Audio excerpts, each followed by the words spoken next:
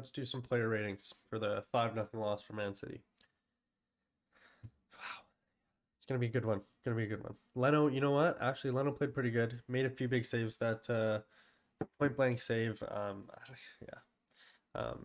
Does like 3 or 4 of them. I mean, let's give him. Can't go. Let's give him a 5. Maybe 6. He's probably our best player.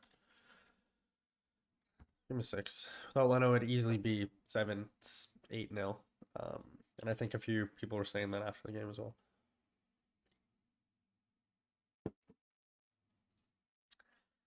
Next, Kolasinac. I actually think Kolasinac is probably our best defender. I think that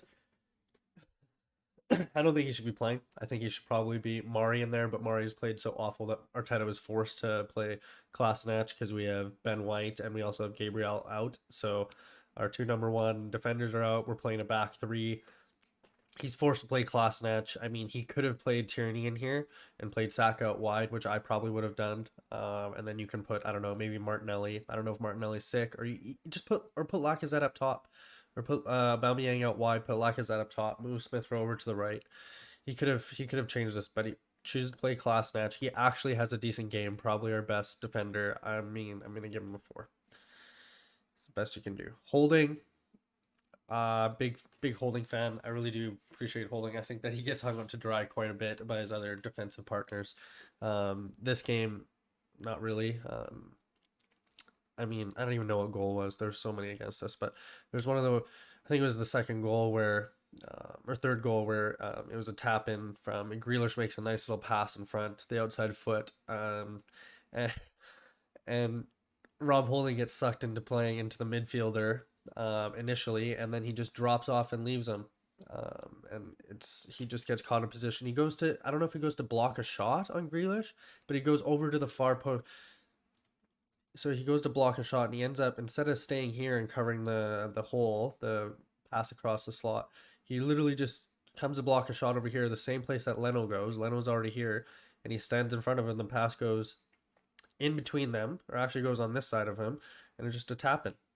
I mean, it's not good. It's not good defending, not good communication. And that's one thing. I'm always confused how they just don't communicate. There's no communication between Holding and Xhaka on that play, because Xhaka's supposed to pick up. They're supposed to transition him off. Hey, you got whoever it was, Gundogan? I don't even know. Holding, I mean, poor 3. Chambers, absolutely atrocious. I don't even know what his stats are. I don't even want to look them up, to be honest. I've already had a look at Cedric's. People can't believe it. And I don't think Chambers would be any better. I think his passing accuracy must be. You know what? Let's just look it up. So that took a while.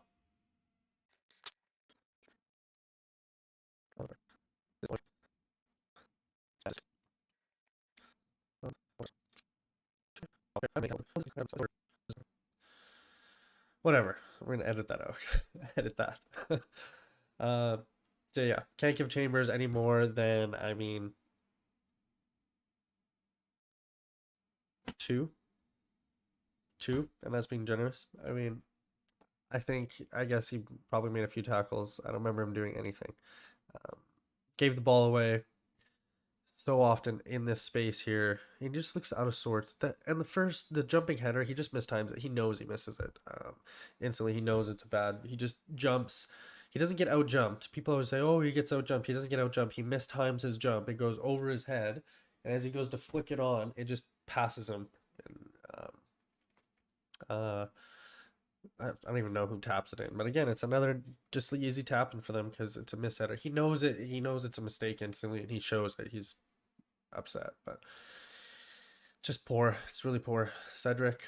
I mean, the worst defender. One here. I just want to go look at. Oops. That's good. Yeah. All right. Let's look at this. Thanks, Google. All right. 0 tackles, 0 dribbles, 0 ground duels, 0, 0, 0, 0, 0. 1 error leading to goal. So this is when I think this is it's either when he gives the ball away and they go in and I think they score, or it's when he he tries to, I don't know, stop it in the box, and he just tips it perfectly right for a tap in for a second goal. Yeah, 44% passing. 44% passing. It's just like what some people are saying. Yeah. 0 0 0 0 28 minutes. Still take him out right back though. Yeah, and he also got a yellow card, you're right. Yeah. 4.9. The lowest score ever. Yeah, the season low score. I mean, of course, there's only 3 games, but still, I'm sure that's can't be worse than this. 4.9. You'd have to have like 2 own goals to get worse than that. It's yeah. Oh, so bad. So if I could give a 0, I probably would, but we'll give him a 1 just for literally showing up and putting on the boots.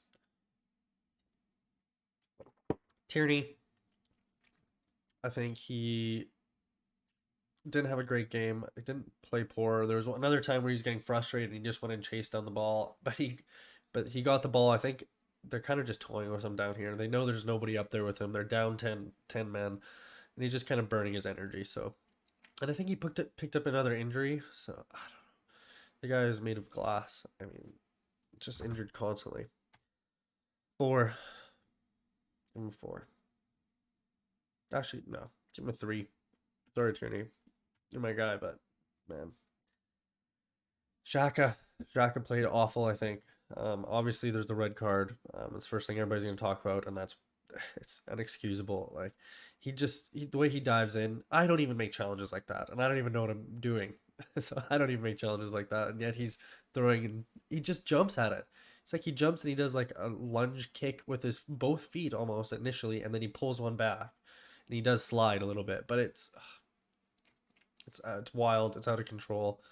Um, I mean, 1. Put everybody in a terrible, no, 0. 0, put everybody in a terrible situation. Obviously the worst player on the field. Even when he was on the field, he was not. He was playing awful. Like I said, there was that moment where him and Holding on I think the third goal, the third goal when Grealish comes in, no communication. He doesn't pick up. It's an easy tap in. So, it just played awful. Odegaard,